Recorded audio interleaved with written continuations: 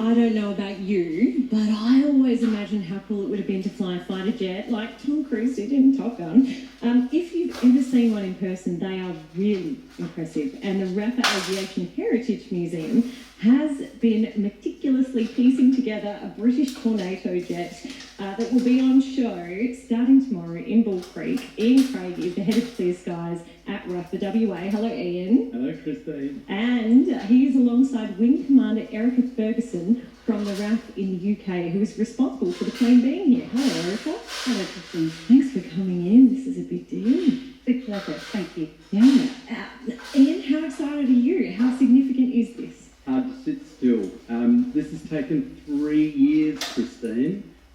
We started this campaign in June 2019, so it's exactly 3 years.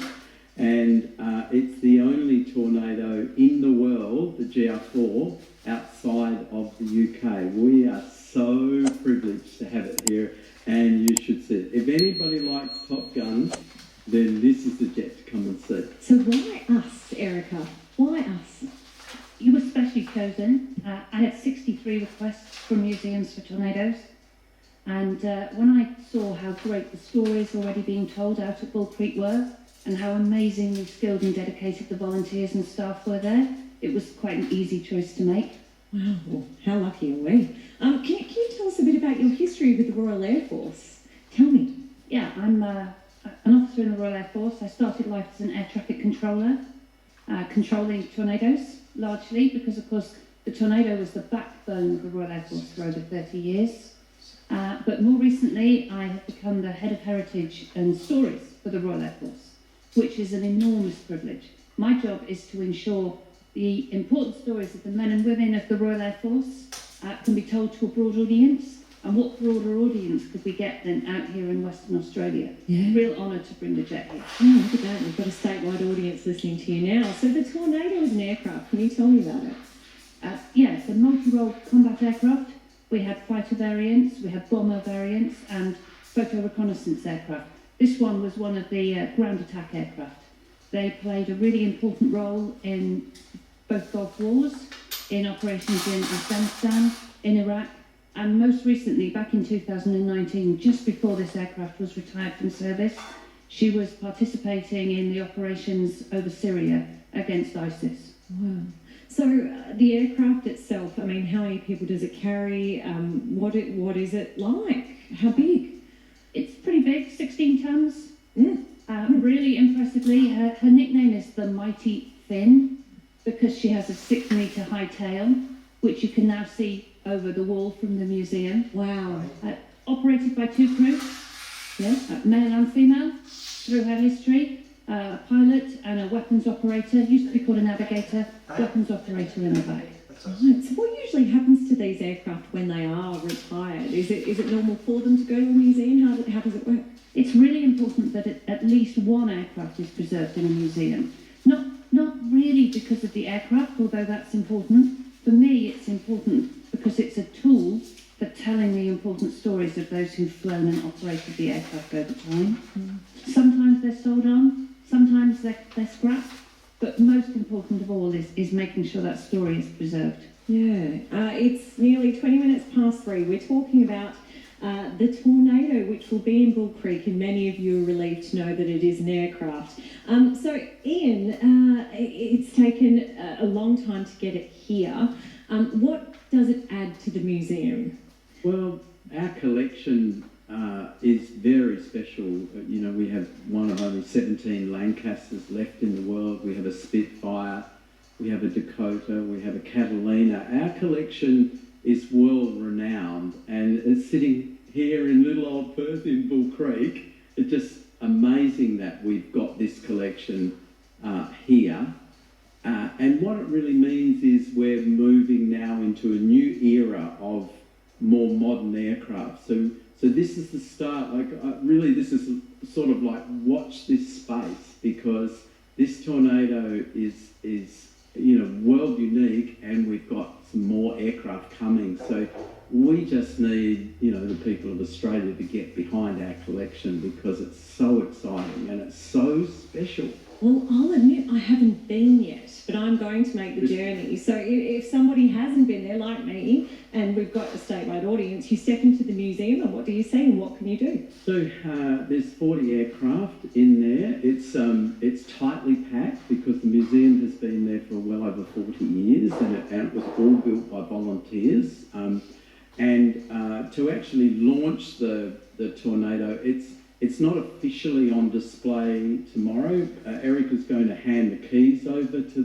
officially hand the keys over to us. So it'll be ours to look after as of tomorrow. And then we have a family weekend on the 2nd and 3rd of July where we will kind of officially launch it. And that's really for families to come along and people can pre-book for that and just come and see the collection. It's very child friendly. So we have lots of interactive and we have some VR displays. But the aircraft speak for themselves, and as Erica says, the aircraft are one thing, the stories are the other thing. Can you tell us some of the stories? I was inspired to bring the aircraft out to Australia because of the fabulous stories the museum already tell about the 13 brave Australians who flew for the Royal Air Force on 617 Squadron in the Dams raid back in the Second World War. And the museum has fantastic stories that you can immerse yourself into. They have a virtual reality experience where you could feel what it was to be like in a Lancaster over Germany, defending freedom in the Second War. That's what the VR experience is, because I heard you mention it and I thought to myself, how does this work? Who put that together? So the BBC during World War II put a journalist in a Lancaster bomber on a mission, very brave, and they recorded, there's actual audio of the crew. It's a 15-minute experience, and I tell you now, it will haunt you. It's the most amazing experience, and there's VR vision to it, so it's just incredible. You can step out on the wing, and so amazing. Yeah, wow. So is this a permanent addition to the museum? Well, yeah, it's as of tomorrow. Erica hands it to us, and we have to look after it, or she'll come back and rip our arms off. Was it flown here, or was it shipped? Was it reassembled? How did it work? Sadly, we couldn't fly her out here, so she was dismantled into parts very carefully by the same skilled team who came out with me to put her back together, and then brought out here on a huge cargo ship. Took about 6 weeks. We all became ship spotters, tracking the ship on radar, going, whoa, where's the Tornado now? And then I brought a team out of 6 technicians, Royal Air Force technicians, who've put her back together. Complicated aircraft because she has swing wings. What are swing wings? Wings that can go backwards to increase the speed, height and range of the aircraft. So building all of that, it's a really complicated piece of building. So not like Lego. So, I mean, this might be a silly question, but, oh no, it's disappeared from my brain. Come on, brain, why couldn't you fly it here? We retired the aircraft in 2019. Oh. In order to fly here, we have had Tornadoes out in Australia in the past, but there would have been such an enormous cost and logistic issue with refueling and staging through different places. Far more efficient to bring her by ship. Do you have to get special clearance to fly a fighter jet through certain airspace? Absolutely you do, yes. There's lots of diplomatic clearances. We even had to get clearance because she was coming out of the UK. Oh. So the Tornado has some US technology on her, American technology. We had to get clearance from the Pentagon to bring her. And the Tornado is still flown by our allies in Germany and Italy and Saudi Arabia. And all of them had to endorse our decision to bring this jet to Perth. Major logistic exercise. So the RAF, the Australian Air Force, had to actually sign off on it as well. So it's been a huge logistical exercise, and that's how lucky we are to have it. It makes it all the more significant. And you have a huge community out at RAF who live there. So many who have served. I mean, what does it mean to them? Oh, look, what it means to our community and to veterans. So, Erica touched on, we have a whole Tornado community in Australia. So many exchange pilots who actually flew our aircraft. There are a lot of technicians who worked on them in the UK. And there's just this, our Facebook and our social media have gone mad with over 9,000 hits because of all of the interest in having a tornado in Australia. So the community, the excitement in the whole community has just been beautiful, and we want to keep that rolling, you know, because it is special. So tell us again about the launch. What happens tomorrow? So tomorrow, Erica will officially hand a symbolic key. You don't actually start.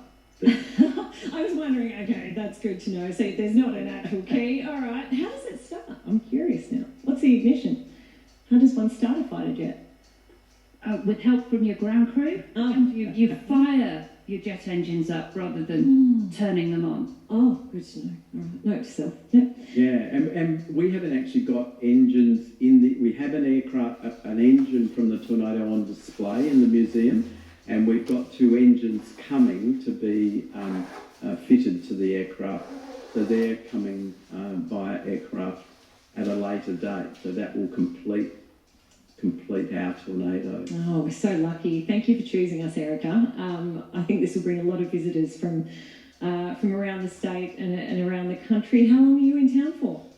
Sadly, I have to go home on Wednesday, back to the UK on Wednesday, but we've had a fabulous 2 weeks. What a great experience. What a beautiful city, even in the winter, which is actually warmer than our summer. I believe it. I believe it. Are you not going back on a fighter jet, are you? No, sadly, not on a fighter jet. No, that's a shame, but thank you for giving us one. Ian, it's been great to have you in studios. Good luck with the launch tomorrow and the family weekend as well. Thank you so much. And Christine, I'm going to hold you to coming out and having a visit. I'll give you a personal tour. Can Bonnie drive one of them? Can she sit in the seat? She actually can. Oh, wow, what an experience. I'll be there. Please. I'll see you. And Wing Commander Erica Ferguson, thank you for coming in. Great pleasure. Thanks. Nice to meet you. British tornado here in Perth, in our southern suburbs. It's a pretty big deal. That was Ian Craig, Head of Clear Skies from RAF WA, and Wing Commander Erica Ferguson from the Royal Air Force in the UK.